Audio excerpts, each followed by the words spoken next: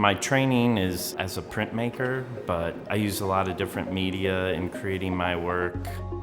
My work focuses on different belief systems that human cultures, particularly Western cultures, have created in order to structure their lives in society. During the residency, I'm researching the McColl Center, its history, from its beginning as a Presbyterian church to its work today as an art center. So the McColl Center functioned as a space for a congregation in a really traditional sense. By the 1950s, a few decades after it was built, the post-war decline of city centers, which happened all over the US, and the development of the suburbs caused it to start to lose its congregations. The church ran until the 80s with only 75 members.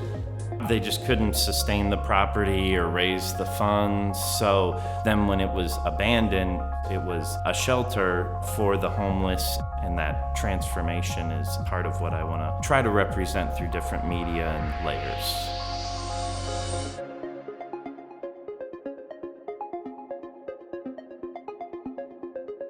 At the heart of the matter, I'm a painter who makes installations of paintings and objects.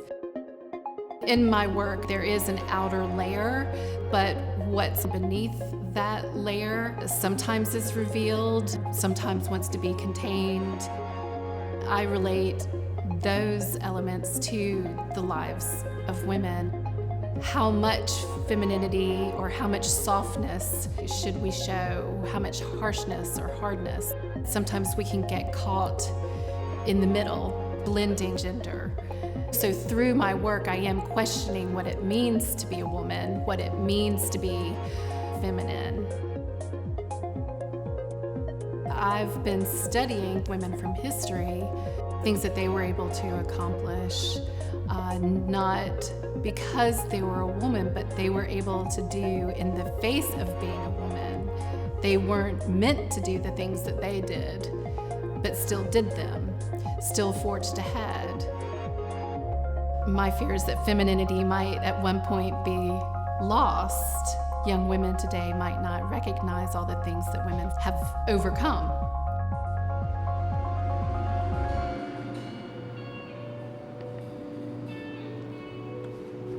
From painting, I've been able to experiment, try out new mediums, also been able to find out a little bit more about myself to try to overcome some of my fears. I primarily paint oceanscapes. For me, it's therapeutic, and I do it because of my near-drowning accidents that I've had. I've had 3, but I actually go out to the ocean. I put myself in that environment as much as I can stand, so where you feel like you're there. As I continue to evolve in my works of these larger paintings, I've gotten into really studying myself and my emotions, and so I've been doing portraits of myself. We're all a work in process, so as long as we're continuing to put ourselves out there and we feel like we're growing as an individual, that's what I want you to experience, to where you're asking yourself these questions, to know more, to see the other side, to see that other perspective.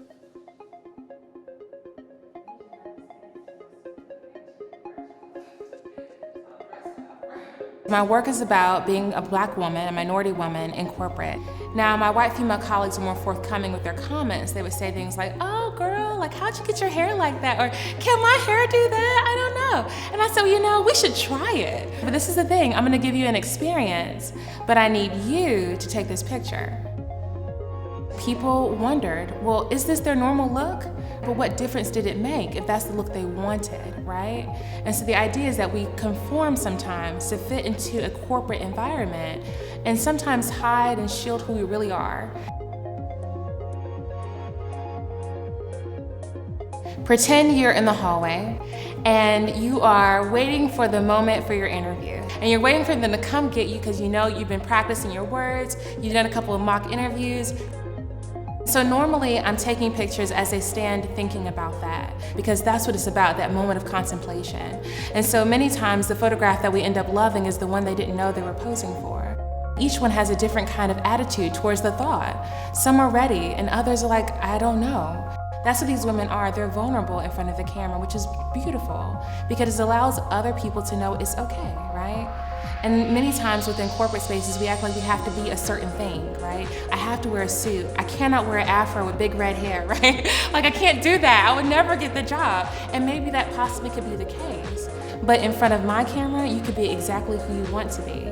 In this fictional backdrop, you can stand here and you can be uncertain. You're at home, right? And that's the most important thing. Something that I took from my first art class in college was try to design things to not be on a stand and try to design things that don't have a front and a back. So I took that either literally or straight to heart because I don't like having a front or a back or really a top or a bottom. I remember my old welding teacher, he would say there's trigger pullers and there's welders. I always tried to be the latter. I just like working with metal. It's fun to me. The material is incredible. You can do anything with it. I guess it is the immediacy and the permanence, but also it's super easy to take everything apart. And unlike working with wood, you can't just add more wood, but you can always add more steel. Pretty much everything's based on a circle, and it's important to me that the circle stays either folded or rolled instead of stretched, so it maintains being a circle.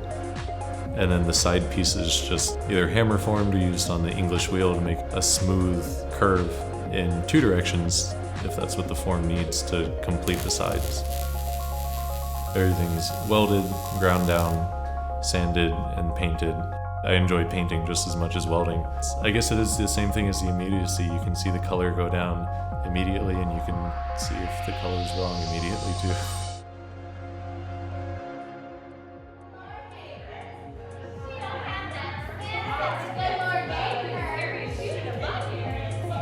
I wanted to have a place where there could be collaborative ensemble theater that was being made that incorporated different styles of art, not just theater, and that spoke to some sort of social justice issue. We've been able to do partnerships with people from all over the world, people local in Charlotte, people around the state and in other states. We get our inspiration from the things that are going on in our world, and then as we're creating work, we have several feedback sessions throughout. So we'll work on a piece, bring in community members, other artists, non-artists to give feedback, and then based on that feedback, we'll continue to develop, because we really believe that art shouldn't be developed in a vacuum, but in collaboration with our community, both with the artistic community and the greater Charlotte area. The arts realm is a place for expression, and that as people come together and try to express themselves in the fullest way that they possibly can, there leaves room for discussion, there leaves room for connection. We start to notice the ways in which our humanity lines up with another person who's very different from us. So by virtue of creating pieces that deal with this particular issue in an artistic way, we're not just saying, let's sit down at a table and let's argue with each other. We're saying, allow us to present this information to you in a really different way that's going to speak to something in you that's innately human.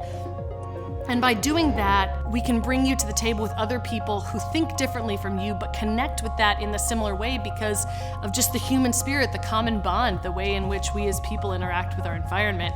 And then we can talk to each other. We can see nuance where before we saw black and white. We can encounter difficult issues that we don't quite know how to deal with or how to process, because we can see the more human element in them rather than just viewing them as an issue.